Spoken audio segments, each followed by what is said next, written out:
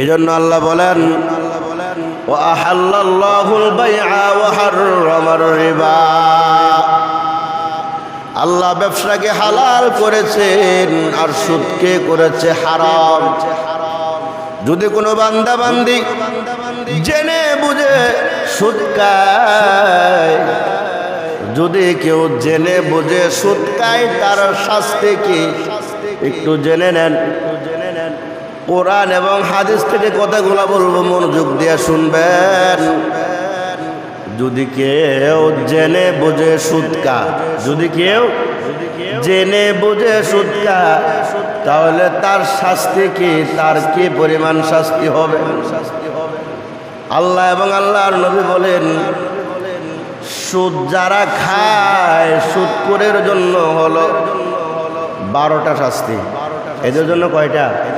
আরো অনেক আছে, আমি 12টা লিখলাম। সুদের জন্য কয়টা শাস্তি? 12টা শাস্তি। 1 নাম্বার সুদখোরের আযাব কি, সুদখোরের শাস্তি কি? আল্লাহ পাক বলেন, যারা সুদ খায় আল্লাহ ও তার নবীর বিরুদ্ধে যুদ্ধের ঘোষণা দেওয়া হয়। 1 নাম্বার, যারা সুদ খায়, সুদখোর, আল্লাহ এবং তার নবীর বিরুদ্ধে যুদ্ধের ঘোষণা দেয়, সুদখোর। 2 নাম্বার হলো যারা সুদ খায়, কিয়ামতের দিন হাসরের ময়দানে সুদখোর পাগল অবস্থায় উঠবে। সুদখোর কি অবস্থা উঠবে? পাগল অবস্থায় হাসরের ময়দানে উঠবে। এটা হলো 2 নাম্বার। 3 নাম্বার, যারা সুদ খায়, সুদখোরের শাস্তি হলো হাসরের ময়দানে এই সুদখোর গলার মধ্যে ফাঁসি দেওয়া অবস্থায় উঠবে। তার মানে সুদখোর এমন অবস্থায় উঠবে, মনে হয় যে তার গলার মধ্যে ফাঁসি দেওয়া, ফাঁস লাগাইছে। ফাঁসি অবস্থায় হাসরের ময়দানে উঠবে সুদখোর। কয় নাম্বার? 3 নাম্বার গেল। 4 নাম্বার, যারা সুদ খায়, সুদখোরের কারণে এলাকার মধ্যে আল্লাহ তাআলার আযাব বৈধ করা হয়। 4 নাম্বার, যারা সুদ খায়, সুদ খাওয়ার কারণে, এই সুদখোরের কারণে এলাকার মধ্যে আল্লাহর আযাব বৈধ করা হয়। তার মানে আল্লাহর আযাব আসে সুদখোরের কারণে। 5 নাম্বার, আল্লাহ বলেন, যারা সুদ খায়, সুদখোরের কারণে খাদ্যের মধ্যে অভাব দেয় আল্লাহ, খাদ্যের মধ্যে দুর্ভিক্ষ দেয়, এলাকার মধ্যে দুর্ভিক্ষ দেয়, ফসল নষ্ট করে দেওয়া হয়, ফসল নষ্ট হয়ে যায়, দুর্ভিক্ষ দেখা দেয়। কাদের কারণে? সুদখোরের কারণে। কয় নাম্বার গেছে? 5 নাম্বার। 6 নাম্বার, যারা সুদ খায়, সুদখোরের পেট দেখবেন বিশাল বড়। সুদখোরের পেট অনেক বড় হয়, কেন জানেননি? সুদের টাকায় বড় বড় মাছ, গোস্ত, এমনকি বড় বড় অনেক ভালো কিছু সুদখোররা খায়। কেন? সুদের টাকা, সুদের টাকা, লাভের টাকা খাচ্ছে তারা। এই জন্য সুদখোরের পেট দেখবেন অনেক বড়। ঠিক ঠিক। এই গেল 6 নাম্বার। 7 নাম্বার হলো যারা সুদ খায়, তারা নিজের মায়ের সাথে ব্যভিচার করে। নিজের মায়ের সাথে ব্যভিচার করা হয়। যারা সুদ খায়, তারা নিজের মায়ের সাথে ব্যভিচার করা হয়। 8 নাম্বার হলো যারা সুদ খায়, সুদখোর দুনিয়া ও আখিরাত তার ধ্বংস হয়ে যায়। যারা সুদ খায়, সুদখোরের দুনিয়াও ধ্বংস, আখিরাতও ধ্বংস হয়ে যায় সুদখোরের। 9 নাম্বার, যারা সুদ খায়, কিয়ামত পর্যন্ত সুদখোর রক্তের নদীর মধ্যে হাবুডুবু কাটবে, সাঁতার কাটবে। 9 নাম্বারে কি? যারা সুদ খায়, 9 নাম্বার আযাব হলো সুদখোর কিয়ামত পর্যন্ত হাসরের ময়দানে রক্তের নদীর মধ্যে হাবুডুবু খাবে, সাঁতরাইবে। এ ব্যাপারে একটা হাদিস আপনাদেরকে শোনাই। বুখারী শরীফের 2085 নাম্বার হাদিস। আল্লাহর নবী বলেন, একদিন ফজরের নামাজ পড়ে আল্লাহর নবী বসছেন, মুসল্লিদের দিকে মুখ করে বসছেন। মুখ করে বসার পরে সাহাবীদেরকে আল্লাহর নবী বলতেছেন, ও সাহাবায়ে কেরাম, আপনারা কি কোনো কিছু স্বপ্নে দেখছেননি? সাহাবীরা বলে, না ওগো নবী, কোনো কিছু তো স্বপ্নে দেখি নাই। আল্লাহর নবী বলেন, আমি রাত্রেবেলা ঘুমাইলাম, রাত্রেবেলা ঘুমানোর পর দুইজন ব্যক্তি আমার কাছে আসছে। দুইজন ব্যক্তি আমার কাছে আসার পরে আমাকে ঘুম থেকে উঠাইলো। ঘুম থেকে উঠানোর পর আমাকে নিয়ে যাচ্ছে। নিয়ে যাওয়ার পরে একটা নদীর কিনারায় গেলাম। নদীর কিনারায় যাওয়ার পরে এক ব্যক্তি নদীর কিনারায় দাঁড়িয়ে আছে, আর একজন ব্যক্তি নদীর মধ্যে দাঁড়িয়ে আছে। যে ব্যক্তিটা নদীর মধ্যে দাঁড়িয়ে আছে, যেই ব্যক্তি নদীর মধ্যে দাঁড়িয়ে আছে, ব্যক্তিটা সাঁতার কেটে কেটে যখন নদীর কিনারে আসে, যে লোকটা নদীর কিনারে দাঁড়ায় রয়েছে ওই লোকটার হাতে পাথর। লোকটার হাতে কি? পাথর। পাথর নিয়ে নদীর কিনারে দাঁড়ায় আছে। লোকটা যখন সাঁতরায়া নদীর কিনারে আসে, লোকটা এবার মুখের মধ্যে পাথর নিক্ষেপ করে। মুখের মধ্যে যখন পাথর নিক্ষেপ করে, লোকটা আবার ওই নদীর মাঝখানে চলে যায়। আবার যখন কিনারায় আসে, আবার পাথর মারে, আবার নদীর মাঝখানে চলে যায়। আল্লাহর নবী জিজ্ঞাসা করলেন, এই লোকটা কে? এই লোকটা কে? লোকটা সাঁতরায়া কিনারে আসে, আর তাকে মুখের মধ্যে পাথর মারা হয়।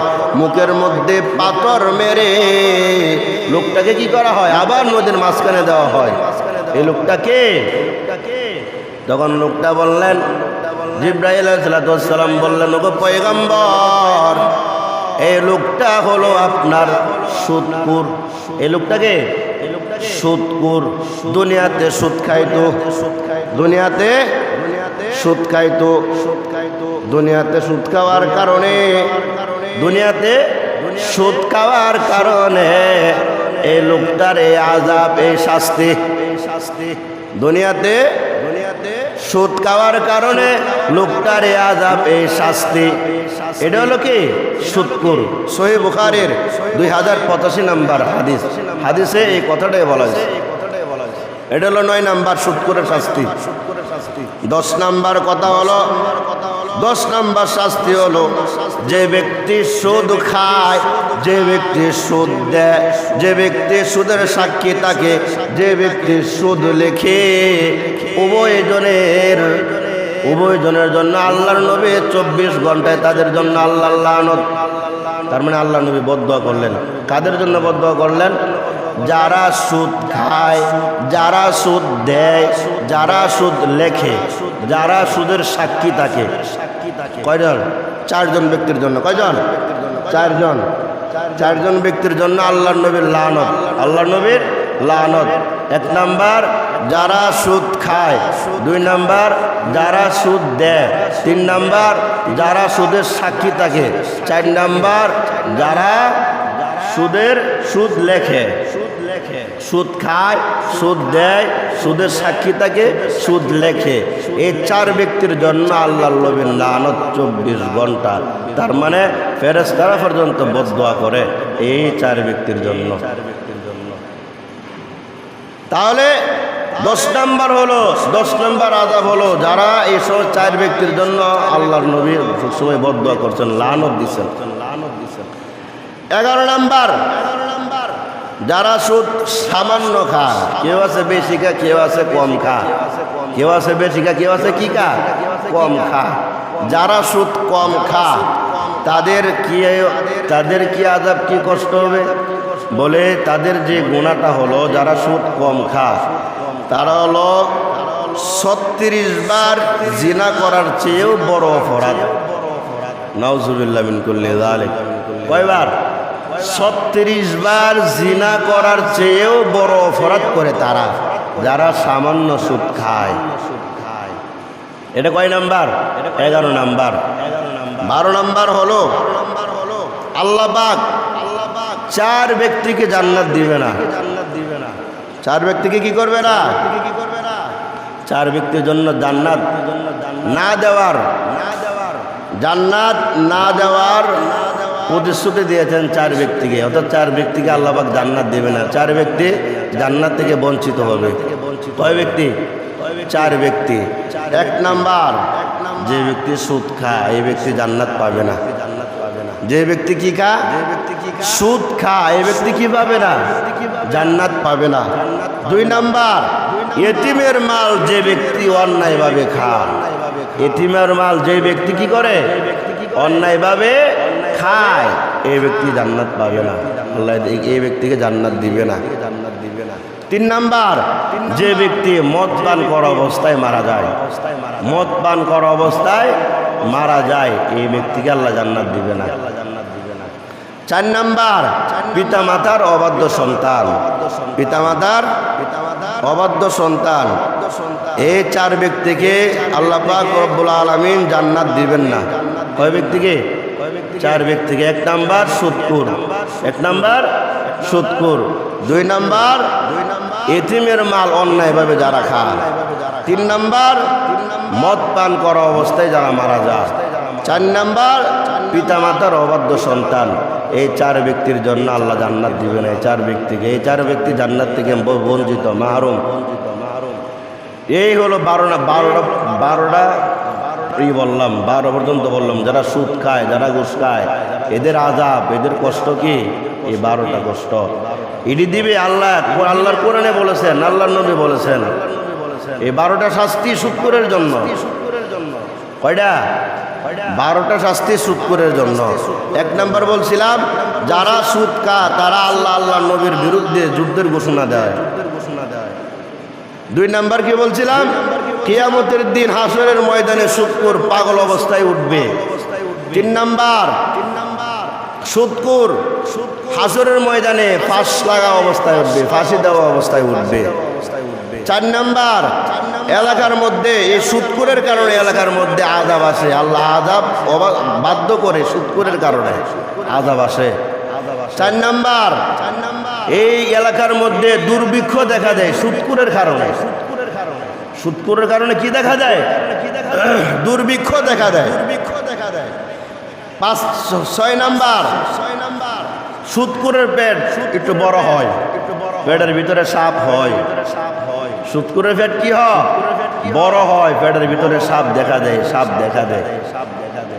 7 নাম্বার, যারা সুদ খায় আর নিজের মায়ের সাথে ব্যভিচার করা হয়, নিজের মায়ের সাথে ব্যভিচার করে। 8 নাম্বার, সুদখোর দুনিয়া ও আখিরাত উভয় ধ্বংস।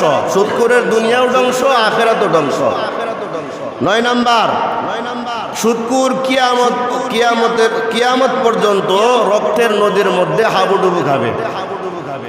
কয় নাম্বার? 9 নাম্বার, সুদখোর কিয়ামত পর্যন্ত রক্তের নদীর মধ্যে কি করবে? হাবুডুবু খাবে।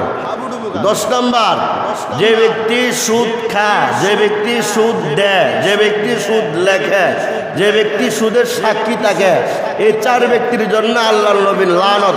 আল্লাহর নবী সবসময় তার জন্য বদদোয়া করছে এই চার ব্যক্তির জন্য।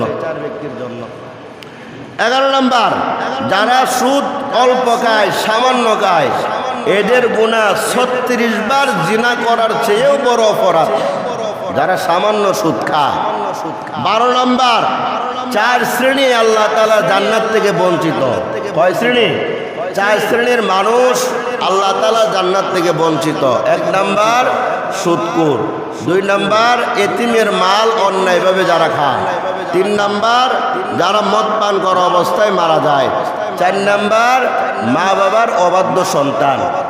এই 4 ব্যক্তি, 4 গুণ মানুষ, এরা আল্লাহর জান্নাত থেকে বঞ্চিত।